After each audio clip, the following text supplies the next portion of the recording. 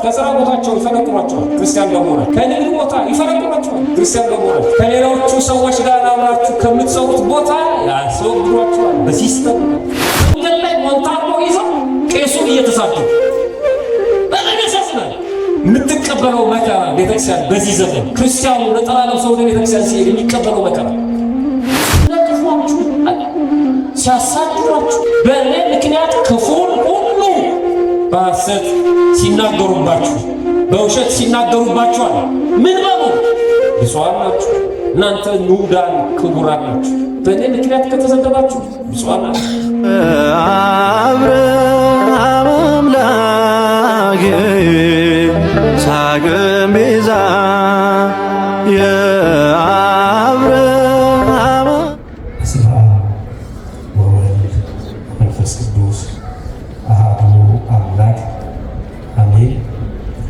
አእይንተ እግዚአብሔር ካህናት፣ ሊቃውንተ ቤተክርስቲያን አባቶች እና ወንድሞች በዚህ በተቀደሰ ቦታ ከሩቅና ከቅርብ ተገኝታችሁ እግዚአብሔርን ደጅ የምትጠሩት የእግዚአብሔር ልጆቹ የእናታችን የቅድስት አርሴማ ወዳጆች ምእመናን እና ምእመናት እንዲሁም ሕፃናት በቅድሚያ በልዑል እግዚአብሔር ስም እንደምን ሰነበታችሁ? እንደምን አመሻችሁ? አሜን። ሳይገባን ኃጢአታችንን ሳይመለከት በቸርነቱ በዕድሜያችን ላይ እችን ሰዓት ጨምሮ በዚህ በተቀደሰ ቦታ ሰብስቦ እንድንማማር ደግሞ እንድናመሰግነው የፈቀደልን የአባቶቻችን የቅዱሳን አምላክ የእኛም አምላክ ፈጣሪያችን ልዑል እግዚአብሔር ክብር ምስጋና ይግባው። አማን መነኑ ሰማዕት ጣዕማ ለዘዓለም ወከአው ደሞ በእንተ እግዚአብሔር ወታገሱ ሞተ መሪረ በእንተ መንግሥተ ሰማያት። ሰማዕታት የዚችን ዓለም ጣዕም በእውነት ናቁ፣ ደማቸውን ስለ እግዚአብሔር መንግሥት ወይም ስለ እግዚአብሔር አፈሰሱ። ስለ እግዚአብሔር መንግሥትን መራራ ሞትን ታገሱ። ይሄ ሁልጊዜ በየሳምንቱ ሐሙስ ሐሙስ የምንጸልየው ከውዳሴ ማርያም አንዱ ክፍል ነው። ሁሌም የምናነበው ሁሌም የምንደግመው ማለት ነው።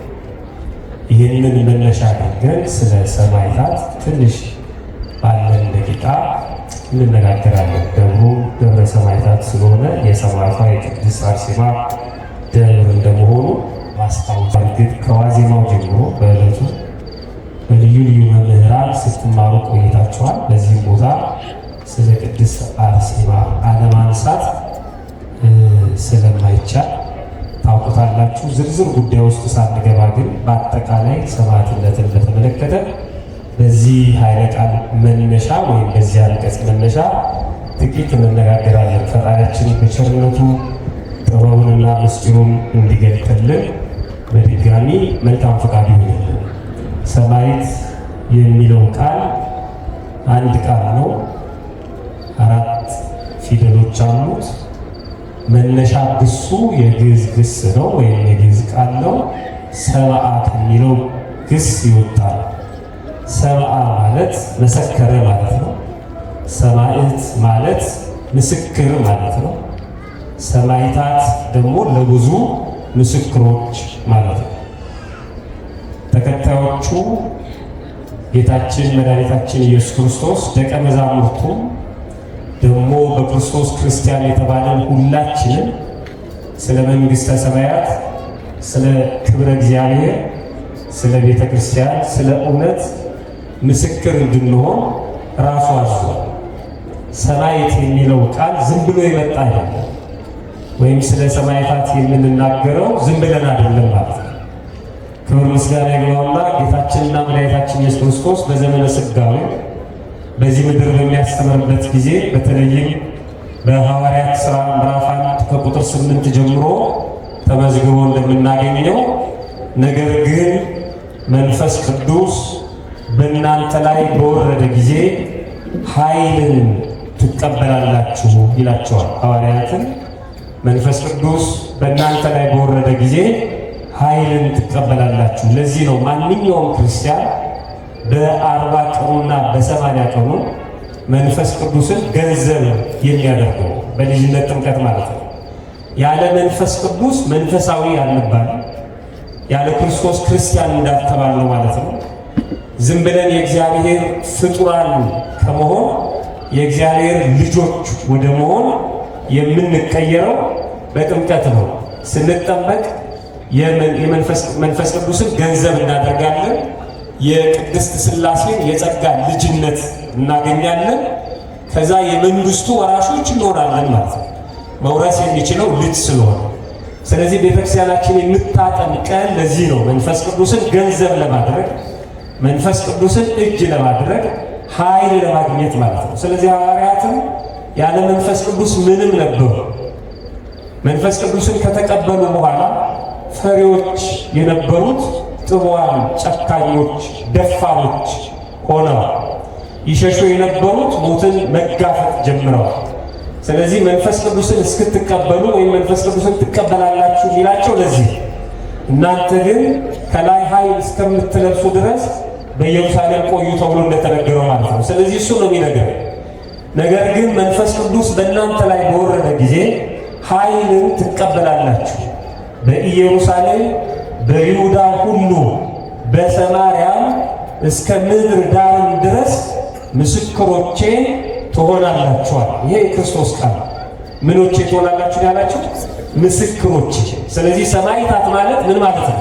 ምስክሮች ማለት ሌላ ነገር አይደለም።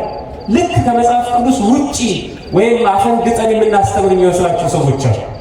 ሰማዓ ማለት መሰከረ ማለት ነው፣ ወይም ምስክር ማለት ነው። ሰማዕት ምስክር፣ ሰማዕታት ምስክሮች። ምስክሮቼ ትሆናላችሁ ብሎ ተናግሯል ለተከታዮቹ ለሁሉ። ያለመሆን ጉዳይ የኛ ነው፣ ክርስቶስ ግን ፈቅዶልናል ማለት ነው። በቤተክርስቲያናችን ሰማዕትነት የተፈቀደ ደረጃውን አሳያቸዋለሁ። እኛም ሰማዕታትን እንፈልጋቸዋለን፣ እንከታተላቸዋለን።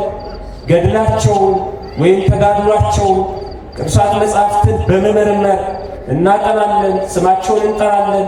በስማቸው አብያተ ክርስቲያናት ይታነጻሉ፣ ጽላት ይቀረጻል፣ ድርሳን ገድል ይጻፍላቸዋል፣ መልክ ይደረስላቸዋል። በስማቸው በእንተ ሰማዕታት እያለን እንማጸናለን ማለት ነው። ይህም መጽሐፍ ቅዱስ ላይ ተጽፏል። ከ2000 ዘመን በፊት ጌታችን መድኃኒታችን ኢየሱስ ክርስቶስ ከመወለዱ አስቀድሞ ልበ አምላክ ቅዱስ ዳዊት ይህንን ሲናገር መዝሙር 118 ቁጥር 129 ላይ ምስክሮች ድንቆች ናቸው ይላል። መንክር ስመከ ወይም ምስክሮች ድንቆች ናቸው ብሎ ተናግሯል። ይህም ብቻ አይደለም።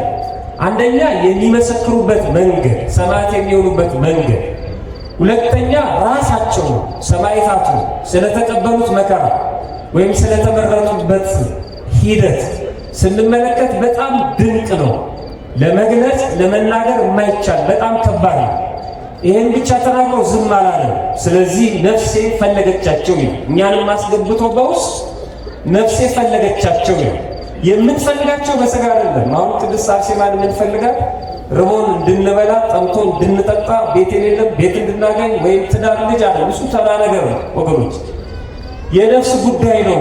ሰማዕታትን እንድንከታተላቸው እያደረገ ነፍሳችንን ለማዳን ነው። ክርስቶስም ወደዚህ ምድር የመጣው ነፍሳችንን ለማትረፍ ነው። የቤተክርስቲያን አገልግሎት በሙሉ ነፍስ ተኮር።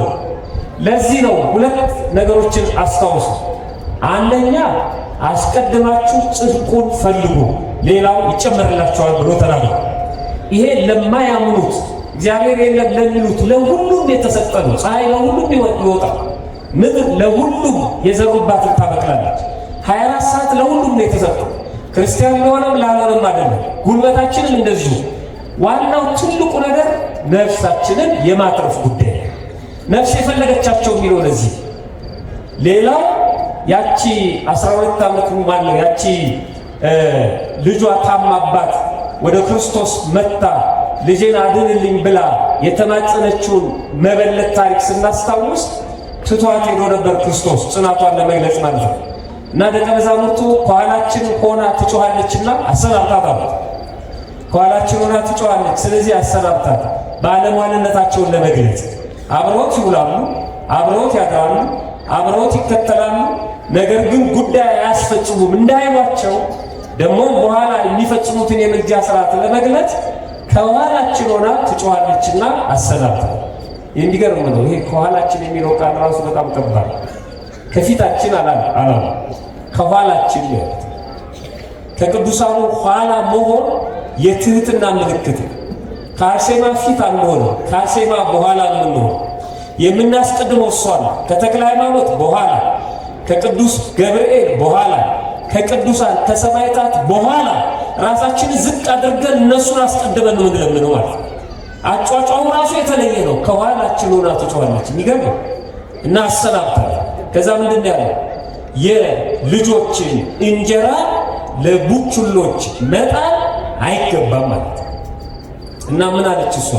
አዎ ጌታ ሆይ ውሾችም እንኳን ከጌቶቻቸው ማዕድ የወደቀውን ፍርፋሪ ይበላሉ። አዎ ውሻ ነኝ። ለእስራኤላውያን ትንቢት ለተነገረላቸው ሱባኤ ለተቆጠረላቸው መውረድህን መወለድህን ለሚጠብቁ ለነሱ ሙትላቸው፣ ተሰቀልላቸው፣ ስጋን ቆርሰ ደምን አፍስሰ አድላቸው። እኔ ግን ትንቢት ካልተነገረላቸው ሱባኤ ካልተቆጠረላቸው ከአሕዛብ ወገን ነኝ፣ ውሻ ነኝ። ለልጆች ስትሞትላቸው ለእኔ ፍርፋሪ ለምን አትሰጠኝ ማለት ነው። አዎ ልክ ነው። የልጆች ማዕድ ለቡችሎች አይጣል። ልጆች የተባለው እኛ ነን። ማዕድ የተባለው ቅዱስ ሥጋውና ክቡር ደሙ ነው። ፍርፋሪ የተባለው ደግሞ በየጸበሉ የሚሰጠው ድነት ነው። ወገኖች በየጸበሉ የሚሰጠው ድነት ፍርፋሪ ነው። በአርሴማ ስም ብንጠመቅ፣ በቅዱስ ዮሐንስ ስም ብንጠመቅ፣ በተክለ ሃይማኖት ተጠምቆ መዳን ፍርፋሪ ነው። ሃይማኖት ለሌላቸው የሚሰጠው በእኛ የጠበል ስፍራ ሃይማኖት የሌላቸው ከሌላ እምነት የመጡ ሰዎች ተጠምቀው ይድናሉ አይደሉም? ንገሩ፣ ይድናሉ አይደሉም? ፍርፋሪ ነው። ቡችሎች የሚረቁት ፍርፋሪ ምንም አያስደንቅንም። አሁን ዓለም እየተነዳ ያለው በሱ አጥማቂ ገል መጣ፣ እንዲህ አይነት ጠበል ፈለቀ፣ ሰው ቱር ብሎ ሜዶሱ እሱ ፍርፋሪ ነው። ማዕዱ ይሄ ነው የሚፈተተው የክርስቶስ ቅዱስ ሥጋና ክቡር ደሙ። ልጆች ነን እኛ። በ40ና በ80 ቀን የጸጋ ልጅነት ያገኘን ለልጆች ሥጋውን የሰጠው ክርስቶስ ለልጆቹ ደሙን የሰጠው ፍርፋሪ ነው የምንለቅመው በየቦታው። እሱ ተራ ነገር ነው፣ ተራ ነገር ነው። ስለራበን ስላጠገበን፣ ስለጠማን ስላረካን፣ ልብስ አልነበረንም ስላለበሰን፣ ትዳር አልነበረንም ትዳር ስለሰጠን፣ ልጅ አልነበረንም ልጅ ስለሰጠን ብቻ እልል ብንል አያስደንቅም። ለሁሉም ይሰጣችኋል። እሱ ችግር የለውም። አስቀድማችሁ ጽድቁ በጣም ይገርም። ነፍሴ ፈለገቻቸው ያሉ እሱ ለነፍስ ነው የምንፈልጋት አርሴማ። ለነፍሳችን ድነት ነው የምንፈልገው ተክለ ሃይማኖት። ለነፍሳችን ድነት ነው ነገር መንፈስ ቅዱስ የምንፈልጋቸው። ሌላው ማተራ ነገር ነው። ለዚህ ነው ቅዱስ ዳዊት ምስክሮች ድንቆች ናቸዋልና ነፍሴ ፈለገቻቸው። ነፍሳችንን በቅድስት አርሴማ ልመና ምልጃ ለማዳን የተሰበሰበ እግዚአብሔር ጸሎታችንን ይስማል። በእውነት ከግራ ቁመት ይሰውረንላችሁ። ሰማዕታቱን የምንፈልጋቸው ለዚህ ነው። ስለዚህ እኛ እንፈልጋቸዋለን፣ እንከታተላቸዋለን። ሰማዕታት የዚችን ዓለም ጣዕም በእውነት ራቁ፣ ደማቸውን ስለ እግዚአብሔር አፈሰሱ። ስለ እግዚአብሔር መንግሥት ወይም ስለ መንግሥተ ሰማያት መራራ ሞትን ታገሱ። ውዳሴ ማርያም ዘሐሙስ ቅዱስ ኤፍሬም ሶርያዊው የደረሰው ምን ማለት ነው? ሶስት ዋና ዋና ነገሮችን አንስቶልን የቅድስት አርሴማ ሕይወትም ከዚህ ጋር የተገናኘ በኋላ ላይ እንዴት እንደሚመሳሰል አሳይቻቸው ነው ማጠቃለል። አሁን ግን እነዚህ ሶስቱ ነጥቦች እናያቸው። ሰማዕታት የዚችን ዓለም ጣዕም በእውነት ናቁ፣ ደማቸው ስለ እግዚአብሔር አፈሰሱ። ሁለት ሶስተኛው ስለ እግዚአብሔር መንግሥት መራራ ሞትን ታገሱ። ምን አይነት ሞት? የሚገርም እኮ ጣፋጭ ሞት አለ ማለት ነው። እነሱ መራራ ሞትን የታገሱት። አንደኛ ሰማዕታት የዚችን ዓለም ጣዕም በእውነት ናቁ ማለት ምን ማለት ነው? ዓለም እንደ ጊዜ ግብሩ እንደ ወቅቱ ፈተናዎቿ በጣም የተለያዩ ናቸው። ዓለም ስንል ኑሮ፣ ሽልማቱ፣ ህይወቱ በአጠቃላይ ማለት ነው። ኢትዮጵያ ውስጥ ያለው ኑሮ፣ አሜሪካን ሀገር ውስጥ ያለው ኑሮ ነው ዓለም የሚባለው ማለት ነው። ይሄ ዛፉ፣ ቅጠሉ፣ ተራራው አይደለም፣ ህይወቱ ማለት ነው። ደግሞ እንደኛ ሰውነት እንደየእድሜያችን፣ እንደየጾታችን፣ እንደየማዕረጋችን። ምክንያቱም አንድ ምዕመን የሚፈተነው አንድ ካህን አይፈተነው፣ አንድ ካህን የሚፈተነው አንድ ዲያቆን አይፈተነው፣ አንድ ዲያቆን የሚፈተነው አንድ ሰንበት ተማሪ አይፈተነው። ለዚህ ነው ዲያቆን ሳትሆን ዲያቆናትን አትተች የሚባለው። አናውቀውም ፈተናቸው። አንተ ካላገባ ያገቡ ሰዎችን አትተች፣ አትንቀፍ። ስታገባ ነው የምታየው ትኩሳቱ። ሴት ካልሆንሽ ወይም ወንድ ሆነ ሴቶችን አትንቀፍ፣ ወንድ ሆነ ሴቶችን አትንቀፍ፣ ሴት ሆነሽ ወንዶችን አትንቀፍ። በልኩ በመሰረቱ ካልሆነ ከባድ፣ በሰው ጫማ በጣም ከባድ። የራሳችንን ጫማ አድርገን ስለ ሰዎች ጫማ ማውራት አንችልም። እነሱ የቆሙበት ሌላ ነው፣ እኛ የቆምንበት ደግሞ ሌላ ነው እና ፈተናው ይለያያል፣ ለሁሉም ይለያያል። የተለያየ እንደየእድሜ ደረጃችን፣ እንደየእውቀት ደረጃችን፣ እንደየስልጣን ደረጃችን፣ እንደ ጾታችን፣ እንደ ኑሯችን፣ ሌላው ቀርቶ እንደምንበላው ምግብ ፈተና፣ እንደምንመገበው ምግብ በጣም ሊገርም እኮ ነው። የምንበላው ምግብ ራሱ ልዩነት አለው። ለዚህ ነው ቤተክርስቲያናችን በጾም ጊዜ ይሄ አይበላም የምትል። አሁን መጾም ብቻው ከምግብ መከልከል ብቻው ዋጋ ስላለው አይደለም። ሰውነታችን ከዛ ከልክለን የምናሰራው ስራ ስላለ እንቅፋት እንዳይሆን ጾም ማለት ምግቡ እንቅፋት እንዳይሆንብን አብዝቶ መብላት ልቡናን ስለሚደፍን ማለት ቅዱስ ዮሐንስ አፈወርቅ ይናገራል። በቅሎ ወይም አጋሰስ የቤት እንስሳ የምንላቸው እነዚህን አብዝተን ባበለናቸው ቁጥር አብዝተው ለጭነት ይዘጋጃሉ። ለእነሱ ምግብ ለጭነት እንዲዘጋጁ ያደርጋቸዋል። የሰው ልጅ ግን አብዝቶ በበላ ቁጥር ሳይሆን አብዝቶ በጾመ ጊዜ ለአገልግሎት ዝግጁ ይሆናል። የሚገርም ነው። ራሳችሁን ፈትኑ። በጣም የጠገባችሁ ጊዜ ነው፣ የራባችሁ ጊዜ ነው። ጸሎት እንድትጸልዩ ውስጣችሁ የሚገፋፋችሁ። ከጠዋት ጸሎትና ከማታ ጸሎት የቱ ነው የሚደክም? ከማታና ከጠዋት ጸሎት የቱ ይደክማል? የማታ ራት ተበልቶ ታዝሎ እንቅልፉም አለ። ጠዋት ላይ የለም፣ ተራክፏል ሁሉ ነገር ነው። ጾም ያበረታል። ለዚህ ነው ሌሊት ላይ ካህናቱ ሳይበሉ ሳይጠጡ ነዋምን ከልተው አስወግደው ቆመው ሲያመሰግኑ ስናያቸው ማለት ፊታቸው ሲወዛለ ጉልበታቸው አይዝግ አይደክም፣ ድምፃቸውም እንደዚህ። በልቶ ማመስገን በጣም ከባድ። በልቶ ማመስገን ማለት ከበላችሁ በኋላ ስብሐት አትበሉ ማለት ያለ በጣም ከባድ ነው ብለው ሰውነታችን ምግብ ሲመገብ ይደክማል። ለምን? ከእርግማን በኋላ ያገኘነው ስለሆነ። መብላት መጠጣት ከእርግማን በኋላ ይመጣል።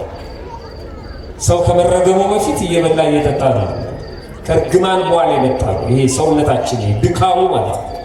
በጣም ጾማችሁ አስቀድሳችሁ ርቧችሁ፣ በተለይ የከሰዓት ቅዳሴ ሲሆን ወደ ቤታችሁ ሄዳችሁ ቤት ያፈራውን ቁጭ ብላችሁ ስትቀማመሱ ስትበሉ ይደክማችኋል ከበላችሁ በኋላ ወይስ ብርቱ ትሆናላችሁ? ድካም ነው። ዕቃውን ማንሳቱ ላይ ያቅተናል። ለምንድን ነው ሰው ሲበላ የሚደክመው? መበርታት ነበረበት። ምግብ ከእርግማን በኋላ የመጣ ስለሆነ መብላት መጠጣት አልነበረም የእኛ ስራ ማለት ነው። የእኛ ስራ ማመስገን ነው። ስናመሰግን እንጠግባለን፣ ስናመሰግን እንረካለን። በሰማይ የምንጠብቀው እሱ ነው፣ እንደ መላእክት ማለት ነው። ያለ መብል ያለ መጠጥ በዚህ ዓለም ሕይወትን ቅዱሳን ሲለማመዱት እናያለን። 40 ቀን 40 ሌሊት የጾመዋል ሙሴ ጨምሮ እነ ገብረ መንፈስ ቅዱስ፣ እነ ተክለ ሃይማኖት፣ እነ ቅድስት አርሴማ፣ ሌሎቹም ቅዱሳን የተወሰነ ቀን እየጾሙ መጀመሪያ ሰዓት፣ ቀጥሎ ቀን፣ ከዛ ሳምንት፣ ከዛ ወር፣ ከዛ ዓመት እያሉ ከምግብ ራሳቸውን በአፍ ያደርጋሉ ማለት ነው። ስለዚህ ዓለም እንደየጊዜ ግብሩ ፈተናው ይለያል። ሰማዕታት የዚችን ዓለም ጣዕም ናቁ ማለት የዚች ዓለም ጣዕም ምንድን ነው? የዚች ዓለም ጣዕም ይህ ዓለም ይጣፍጣል፣ ይህ ዓለም ጥሩ ነው የሚለው ሰው ምንድን ነው? ምን ሲሆን? ሀብቱ የዚህ ዓለም ሀብት፣ የዚህ ዓለም ሹመት፣ የዚህ ዓለም ሽልማት፣ የዚህ ዓለም አድንቆት ወይም ሰው ሲያጨበጭብለት ሰው ሲያደንቀው በቃ የሚመቸው እሱ ነው። ጥሩ ልብስ ሲለብስ፣ ጥሩ ምግብ ሲመገብ እና ጥሩ መኪና ሲነዳ፣ ጥሩ ቤት ሲኖረው በቃ የዚህ ዓለም ምቾት በእጁ ረግጦ በእጁ ጨብጦ በእግሩ ረግጦ ሁሉንም መግዛት መንዳት የዚህ ዓለም ጣዕም እሱ ነው። ወልዶ ከብዶ መኖር ማለት ነው። በሰው ተወዶ መኖር፣ ሀብታም ሆኖ እንደ ልብ ወጥቶ ገብቶ እንደ ልብ ነግዶ አፍርቶ ልጆች ወልዶ ከብዶ ከብሮ መኖር ማለት ነው። የዚህ ዓለም ጣዕም እሱ ሹመቱ፣ ሽልማቱ፣ ክብሩ፣ ስልጣኑ፣ መወደዱ፣ መወደሱ ማለት ነው። የምንመኘው ነገር በሙሉ የዚህ ዓለም ጣዕም ማለት ነው። ሰማዕታት ግን ናቁት። ይሄ ወልዶ ከብዶ መኖሩ ናቁት። መሾም መሸለምን ናቁት። ንቀውት ከጫጉላ ቤት ሁሉ መነው እነ ቅዱስ ጊዮርጊስ እነ ገብረ ክርስቶስ ከቤተ መንግሥት ወጡ። አክሊላቸውን ዘውዳቸውን አስቀምጠው ወደ ገዳም ገቡ። ናቁት። በሰው ዘንድ መወደድን አቦ አቦ መባልን ናቁት። በተቃራኒ ምራቅ ይተፋባቸዋል፣ ይገለላሉ። ሰማዕታት እንደዚህ ናቸው። ምስክሮቹ እንደዚህ ናቸው ነው። ይሄንን አደረጉ። በዚህ በአንደኛ ተሰሎንቄ ምዕራፍ 2 ቁጥር 15 ላይ ስታነቡ ዓለምን ወይም በአንደኛ ዮሐንስ ይቅርታ አንደኛ ዮሐንስ መልእክት ምዕራፍ 2 ቁጥር 15 ላይ ዓለምን ወይም በዓለም ያሉትን አትውደዱ፣ በዓለም ያለው ሁሉ እርሱም የሥጋ ምኞትና የዓይን አምሮት ስለሆነ ስለ ገንዘብ መመካት ከዓለም ስለሆነ ነው እንጂ ከአባት ወይም ከእግዚአብሔር ስላልሆነ ማንም ዓለምን ቢወድ የአባት ፍቅር በእርሱ ውስጥ የለም። ዓለሙ ምኞቱ ያልፋል። የሁሉም ምኞት ይሄ የመክበር፣ የመውለድ፣ የመክበር፣ የመሾም፣ ተምሮ የመጨረስ፣ የመመረቅ ምናምን ምኞት ማለት ነው ያልፋል። የዓለም ኑሮ በሙሉ ያልፋል። ዓለሙም ምኞቱም ያልፋል። የሚቀረውስ የእግዚአብሔርን ፈቃድ የሚያደርግ ግን ለዘላለም ይኖራል። ሰማዕታት የዚችን ዓለም ጣዕም በእውነት ናቁ። እግዚአብሔር እውነት የሆነውን እግዚአብሔርን ሐሰት በሆነው ጣዖት አንለውጥም አሉ። እነዚህ ነው ሰማዕታት የምንላቸው ማለት ታሪካቸው የሚነግረን ይሄን። ስንክሳሩ ስታነቡ ገድላቱ ስታነቡ ታገኙታላችሁ። የዓለምን ጣዕም እንዴት አድርገው እንደናቁት ማለት ምግቡን ንቀዋል፣ ልብሱን ንቀዋል፣ መውለድ ማግባት መክበዱን ንቀዋል፣ መሾሙን ንቀዋል፣ ቤተ መንግሥቱን ንቀውታል፣ መልካቸውን ንቀውታል። በጣም በሚገርም መልኩ እነ ማርያም እንተፍረት ባልሽቷ ማርያም አሁን ትታሰባለች። እሷም ውበቷን ንቀዋለች። ጸጉሯን አምጥታ የክርስቶስን እግር አደረቀችበት በጸጉሯ ማለት ነው። የሴት ልጅ ውበቷ ጸጉሯ ተሸፋፈኑ የተባለው ለዚህ ውበቷን ሸፍና ነው በጸሎት ሰዓት መቆም ያለባት። ሌሎች ሰዎች ሀብታቸው ንብረታቸውን እንደሚተውት ማለት እግሩን ላይ ያደረቀችበት በጸጉሯ ማለት ንቀውታል። ብዙ የናቁት ነገር አለ። በጣም ጾታቸውን ንቀውታል፣ መልካቸውን ንቀውታል። አሁን አልዘረዝረው እያንዳንዱ ገድላት ስታነቡ ታገኙታላችሁ እዚህ ውስጥ ማለት እንዴት አድርገው እንደናቁት የዚህን ዓለም ጣዕም የከበሬታ ቦታ ንቀውታል። እሱ ነው የሚነግረን ቅዱስ ኤፍሬም። አንደኛ። ሁለተኛ ደማቸውን ስለ እግዚአብሔር አፈሰሱ። ደማቸውን አፍስሰዋል። ደማቸውን አፍስሰዋል ማለት በገዛ እጃቸው አይደለም፣ ፈቅደው ደማቸው ፈሱ። የፈሰሰው ስለ እግዚአብሔር መንግሥት ነው። ይገርም። ስለሆነ ጎሳ አይደለም፣ ስለሆነ ቋንቋ አይደለም ደማቸውን ያፈሰሱት፣ ስለሆነች አናት ባናት መሬት አይደለም ደማቸውን ያፈሰሱት።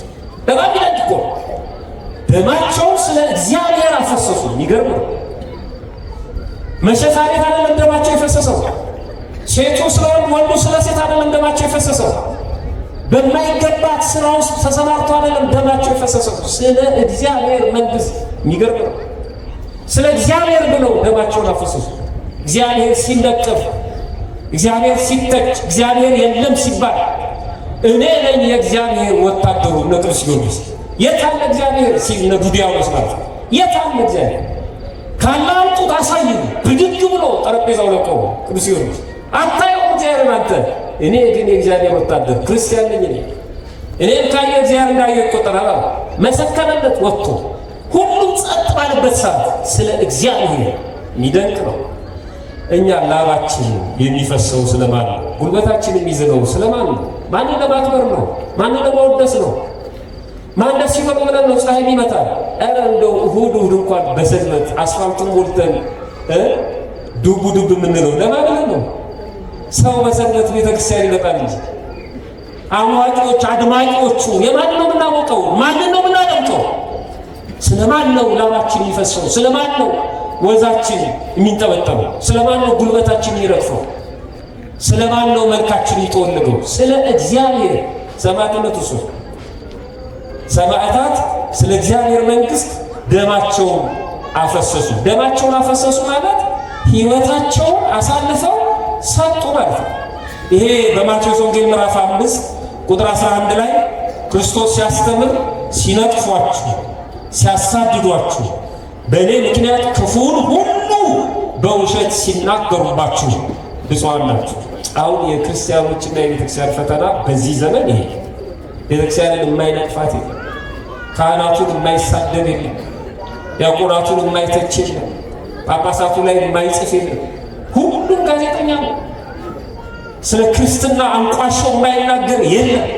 በጣም ያሳዝናል። በጣም አንዳንዶቹ የፍትህ አካላት ሁሉ በየፌስቡኩ ስታይ መደበኛ ስራቸው የመንግስት ሰራተኞች ሆነው የፍትህ አካል ሆነው በትርፍ ጊዜያቸው ደግሞ መንገድ ላይ ሞንታርቦ ይዘው ቄሱን እየተሳደቡ በጣም ያሳዝናል።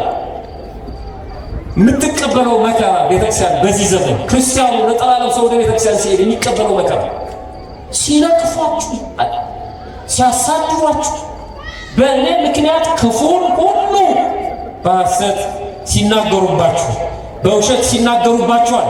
ምን በሉ? ብፁዓን ናችሁ እናንተ ንዑዳን ክቡራን ናችሁ። በእኔ ምክንያት ከተሰደባችሁ ብፁዓን ናችሁ። አይደርሰንም እድሉ እንጂ እኛ የምንሰደበው በሌላ ምክንያት፣ እኛ የምንተቸው በሌላ ምክንያት፣ በማያገባን እየገባን ነው። ታክሲ ላይ እንደሚባለው በማያገባን ዝም ብለን ጥልቅ ብለን ነው ጥፊ የምንቀምሰው። በክርስቶስ ምክንያት አይደለም፣ በእኔ ምክንያት ሲነቅፏችሁ፣ ሲያሳድዷችሁ፣ ክፉን ሁሉ በሐሰት ሲናገሩባችሁ ብፁዓን ናችሁ። ለምን? ዋጋችሁ በሰማያት ታላቅ ነውና ደስ ይበላችኋል። አይገርም? ይኸው አርሴማው ዋጋዋ በሰማይ ታላቅ ስለሆነ እኮ ነው ሁላችንም ከበን እልል ምንልላት። ተነቅፋለች፣ ተሰድባለች፣ በኋላ እንመጣበታለን። በሐሰት ስለ ክርስቶስ ተከሳለች።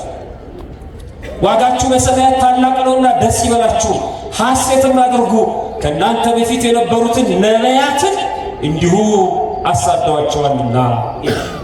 በዮሐንስ ወንጌል ምዕራፍ 16 ቁጥር 2 ላይ ከምኵራባቸው ያወጧቸዋል። ለጊዜው የአይሁድ ምኵራብ፣ አሁን ደግሞ ምኵራብ የተባለው የሥራ ቦታችን ከምኵራባቸው ያወጧቸዋል፣ ከሥራ ቦታቸው ይፈነቅሏቸዋል ክርስቲያን በመሆናቸው፣ ከንግድ ቦታ ይፈነቅሏቸዋል ክርስቲያን በመሆናቸው፣ ከሌሎቹ ሰዎች ጋር አብራችሁ ከምትሰሩት ቦታ ያስወግዷቸዋል በሲስተም ማለት ክርስቲያን ስለሆናችሁ። በእኔ ምክንያት ከምኵራባቸው ይነቅሏቸዋል፣ ያወጧቸዋል። ከዚህም በላይ ደግሞ የሚገድላችሁ ሁሉ አለ። የሚገርም ነው በጣም። ክርስቲያንን እያሳደደ የሚገድል ሁሉ አምላኩን እንደሚያገለግል የሚመስልበት ጊዜ ይመጣል። ስለ አምላኩ ብሎ ይመስለዋል እኛን መግደል ማለት ነው። የሚገድሉት እኮ ነው ያደረገው ይህ ዘመን። ስለሚገድሏችሁ ወይም የሚገድሏችሁ ሁሉ እግዚአብሔርን እንደሚያገለግል የሚመስልበት ጊዜ ይመጣል። እኔ ስለማመልከው አምላክ ነው እሱን የገደልኩት ይላል። የሚያመልከውን አምላክ ያስደሰተ ይመስለዋል እናንተን ሲገድል። ራሱ ክርስቶስን የተናገረው በጣም ይገርም። ይህንንም የሚያደርጉባችሁ አብንና እኔ ስላላወቁ ነው። አብንና እኔን ስላላወቁ ነው ማለት ምን ማለት ነው? አብ አምላክ ነው፣ ወልድ አምላክ ነው።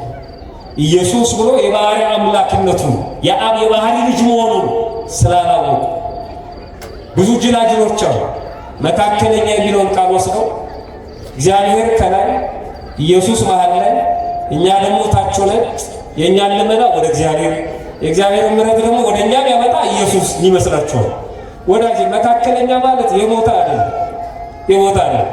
አንተና እኔ እንደምናውቀው ሁለት ሰዎች ተጣልተው አንተ መሃል ገብተህ ተው እንደምትለው መካከለኛ ነው።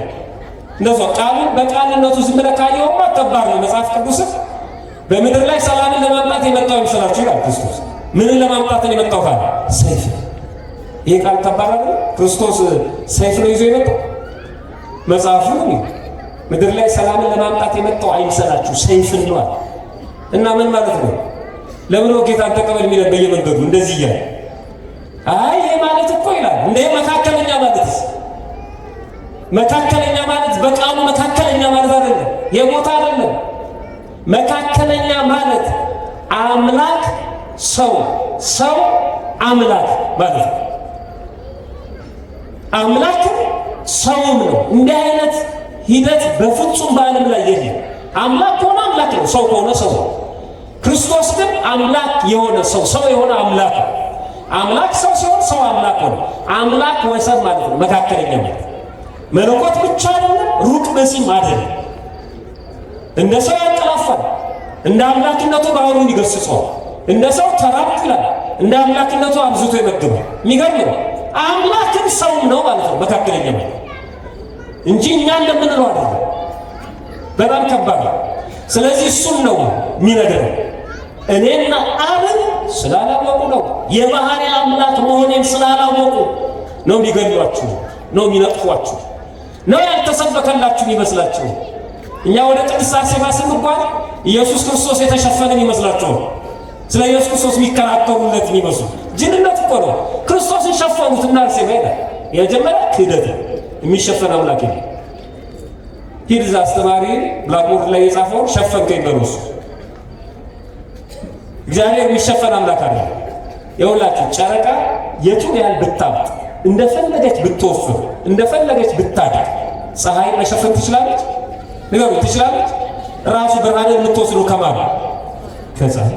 በቃ ቅዱሳን የቱን ያህል ቢከብሩ እንዴት ነው ክርስቶስ የሚሸፍኑት? እንዴት አድርገው ይሸፍኑታል? እንዴት አይነት ድፍረት ነው ክርስቶስ ይሸፈናል ማለት? የመጨረሻ ድፍረት ነው።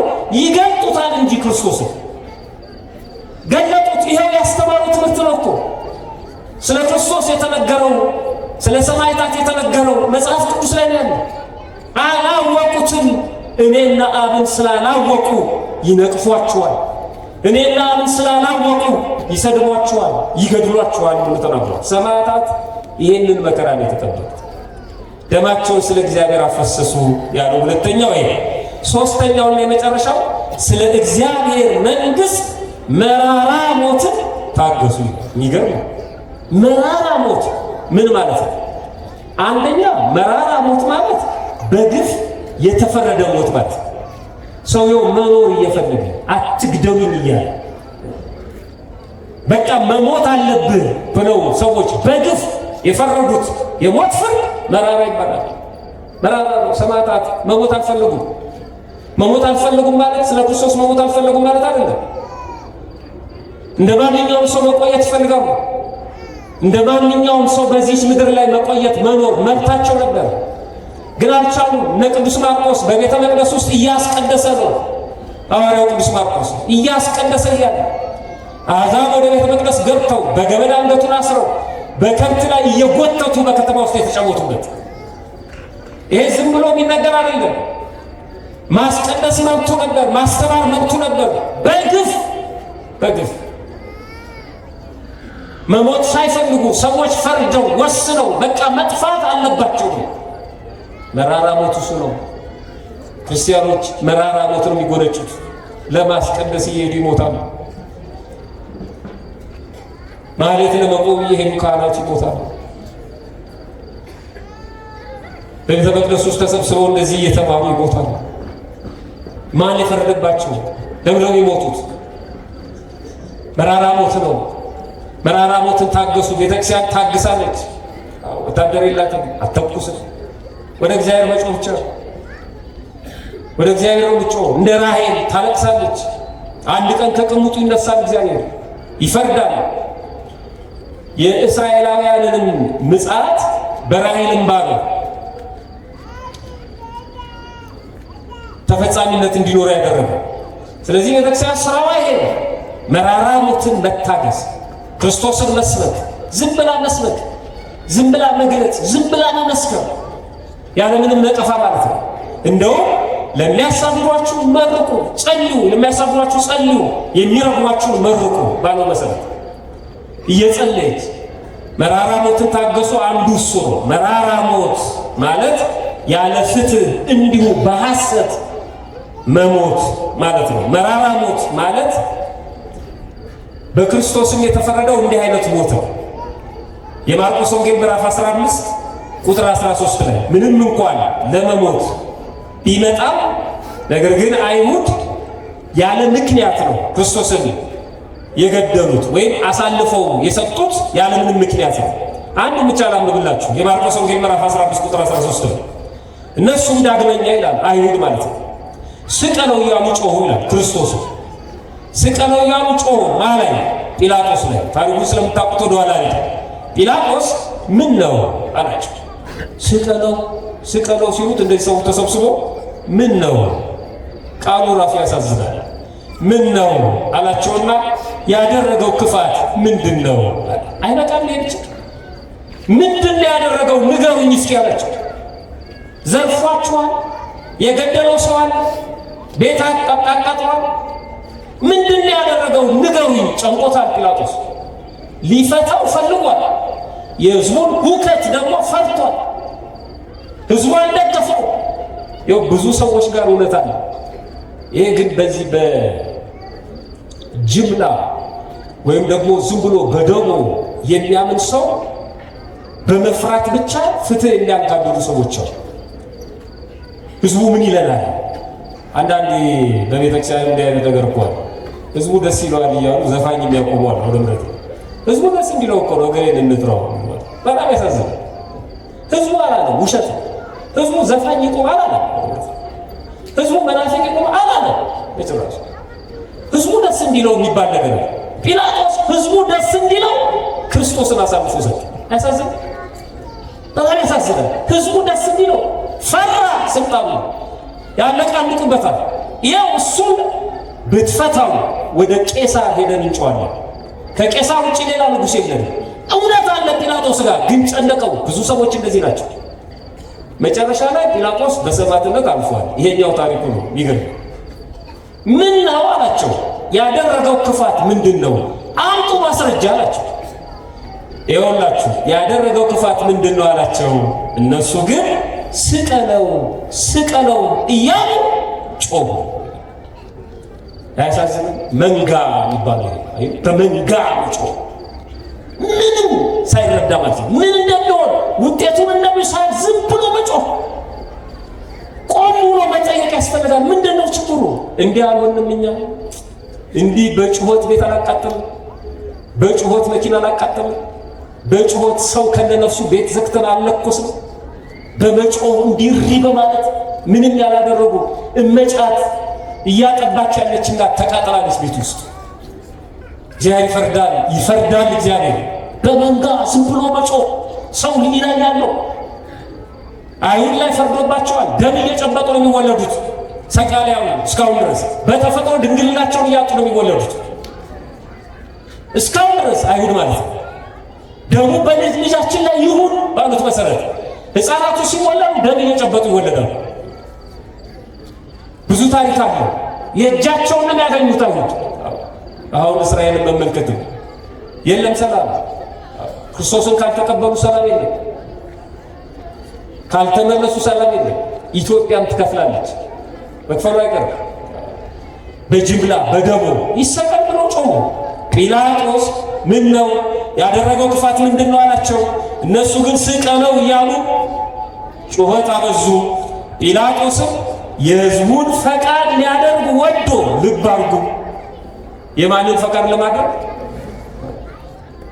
በተለይ አገልጋዮች በጣም መጠንቀቅ አለብን።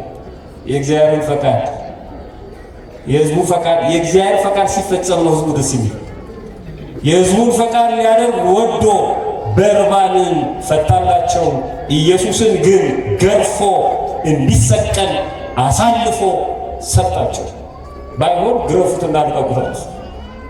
መገረፍ ሲገባው ነበር። እነሱ ግን ወሰዱና ግርፋቱን ማጭበርበረው እንደውም ደክሞናል ይሰቀላል ገርፈው ቁጥሩ የተንታታ እያስመሰሉ በቃ እንደውም ትተዋል። የተገረፈ አይሰቀልም የተሰቀለ አይገረፍም ስለሚህጉ በቃ ግርፋቱን ትተዋል። ስንት ገርፈው? 6660 ገርፈው ስጋው ተበጫጭቆ አጥንቱ እስኪታይ ገርፈው በቃ ትተዋል ግርፋቱ እንደውም ቢሰቀል ይሻላል። ይሄ ነው አየው የግፍ መራራ ሞት ማለት ይሄ መራራ ሞት አምላካቸው ስለተቀበለው ሰማዕታት መራራ ሞትን ታገሱ።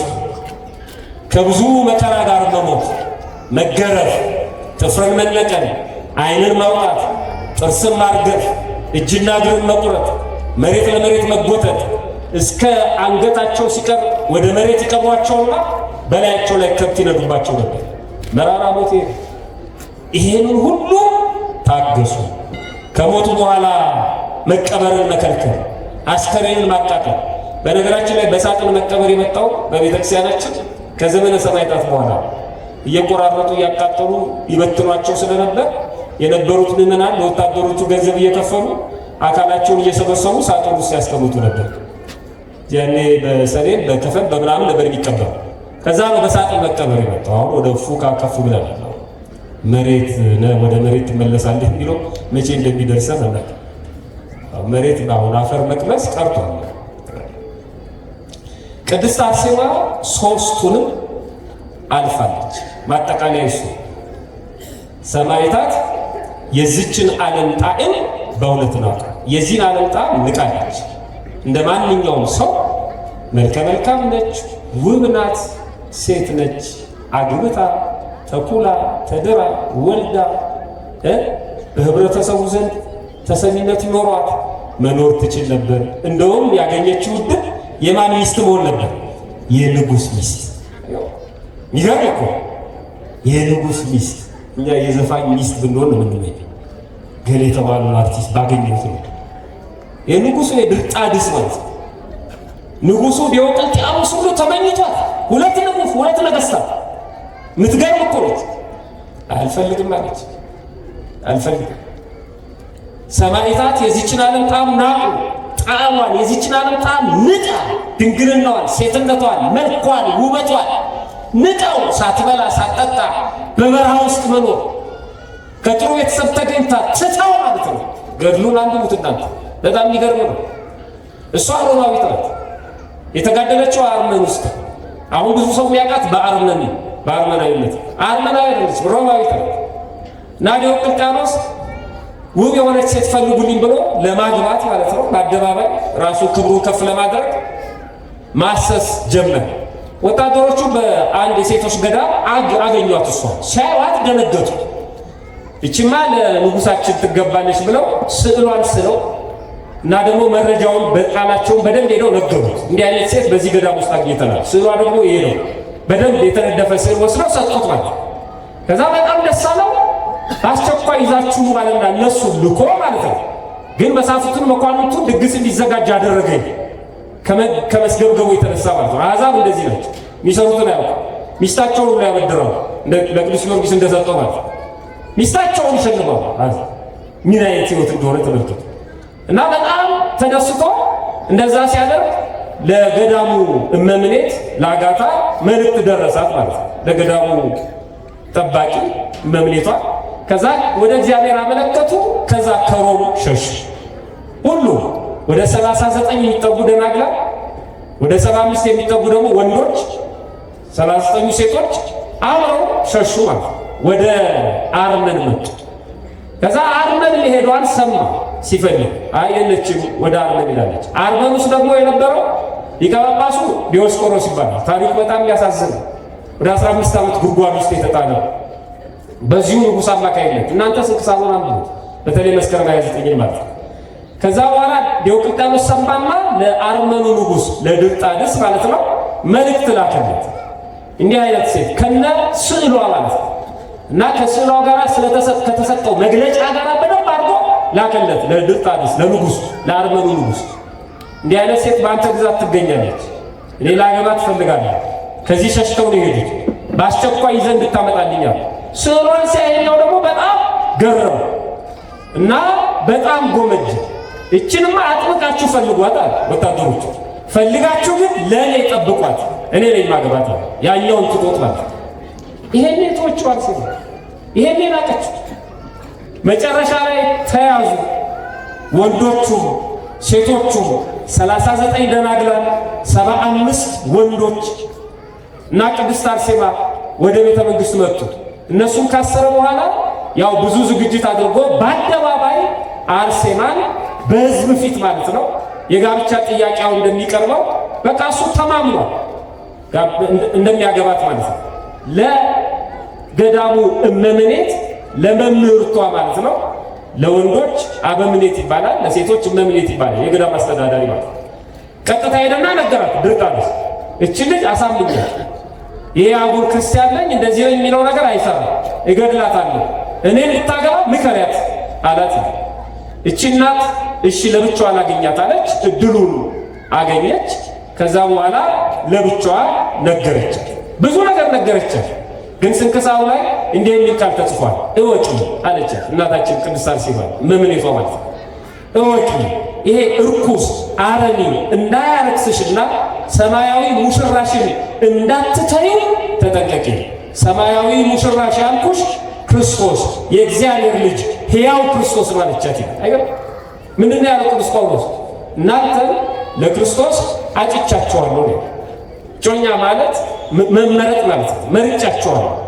እኛ ሙሽራይት ስንሆን ወይ ሴቶች ሙሽራ ሲሆኑ ክርስቶስ ሙሽራ የነፍስና የሥጋ የክርስቲያኖችና የክርስቶስ የቤተ ክርስቲያንና የክርስቶስ ምሳሌ ለክርስቶስ ነው የታጨነው ማለት ነው። ስለዚህ ክርስቶስን ሙሽራሽን እንዳያስተውሽ ተጠንቀቂ አለቻት፣ አጸናቻት ማለት ነው። ከዛ ያን ሰምታ በእግዚአብሔር ኃይል ተሞልታ መጣች። መታሻት አለ። አዎ በውብ ልብስ እንድትለብስ አድርጎ ሰው ተሰብስቦ በቃ አሁን እሺ ብላኛለች ብሎ በክብር ከጎኑ አስቀምጧት እጁን እላዋ ላይ ሊጭን ሲል እጁን አውርዳ መታችው። ከዛ ከዙፋኑ ላይ መሬት ወርዶ ተንከባለ። በጣም ደነገጠ። የእግዚአብሔር ኃይል ከእርሷ ጋር ስለነበር ነው ይላል። በጦርነቱ ሁሉ ኃይለኛ ነው። በዚህ ላይ ንጉሥ ነው ደግሞ በመኳንንቱ ፊት ነው ይሄ ሆነ። አፈረ እና ደነገጠ። ምን ተፍረቱ ወዲያውኑ በሰይፍ እንድትመታ አዘዘ። እየጎተቱ ወሰዱ፣ በሰይፍ አንክቷል፣ ቀንጥሰው ጣሏት። ይሄ መስከረም 29 ቀን የተፈጸመ ሦስቱንም አልፋለች። የዚችን ዓለም ጣም ናቀች። ደሟን ስለማን አፈሰሰች? ስለ እግዚአብሔር፣ ስለ መንግሥተ ሰማያት ብላ ደግሞ መራራ ሞትን ምን አደረገች? ታከሰች። 39 ነው ደናግል ወንዶቹ አብሮ ጨፈጨፋቸው። የሚያሳዝነው ከ39 ቅዱሳት ወይም ደግሞ ደናግላን መካከል አንዷ በህመም አልጋ ላይ ተኝታ ነበር እና አርሴማን ሲሰይፏቸው ሌሎቹን ሲገድሏቸው ተመለከተችና እሷን ሊያልፏት ሆነ። ታማ እሷ አልጋ ላይ ያለች። ስለዚህ ጮክ ብላ ወታደሮቹን ተጣራች። ስለ ክርስቶስ መናገር ጀመረች። በድምጿ ሰምተው መጥተው እሷንም በሰማዕትነት እንድታልፍ አድርጓት። የእነዚህ ሰማዕታት ረድኤት በረከት በሁላችን ላይ ድሮ ይሁን። ሁላችንም ሰማዕታት እንደየአቅማችን ማለት ነው። ደማችንን ባናፈስ ላባችንን ስለ ክርስትና ማለት ነው። ሕይወታችንን ባነሰት ገንዘባችንን ማለት ነው። በዚህ ቦታ መገኘት በራሱ ሰማዕትነት ነው። ብዙ የምንሄድበት ቦታ ሊኖር ይችላል። ብዙ ቀጠሮ ሊኖር ይችላል። አሁን እኮ ኳስ ጨዋታ መሰረዝ ራሱ ሰማዕትነት ነው። ከዚህ ጉባኤ አይበልጥም ብሎ ስልክ መዝጋት ሰማዕትነት ነው። የዚህ ዘመን ሰማዕትነት በጣም ብዙ፣ በጣም ቁጭ ብሎ መማር የእግዚአብሔር ቃል ሰማዕትነት ነው። እንቅልፍን መተው ሰማዕትነት ነው። ጣዕም የሆነው ለእኛ ማለት ነው። በዚህ ዓለም ላይ የሚጥመው እንቅልፋችን ከሆነ መተው፣ ስለ ክርስትናችን፣ ስለ ጸሎታችን፣ ስለ ጉባኤ፣ ስለ ክርስትናችን የምንተዋቸው ነገሮች መኖር አለባቸው። እውነተኛ ምስክሮች የምንሆነው በዚህ ፈጣሪያችን በቸርነቱ ሰምቶ ከመጥፋት ያድነን። ከቅድስት አርሴማ ከእናታችን ከቅድስት ድንግል ማርያም ከቅዱስ ራጉኤል ዛሬ ራጉኤልም ስለሚታሰብ ረድኤት በረከት ያሳትፈን። ይቆየን።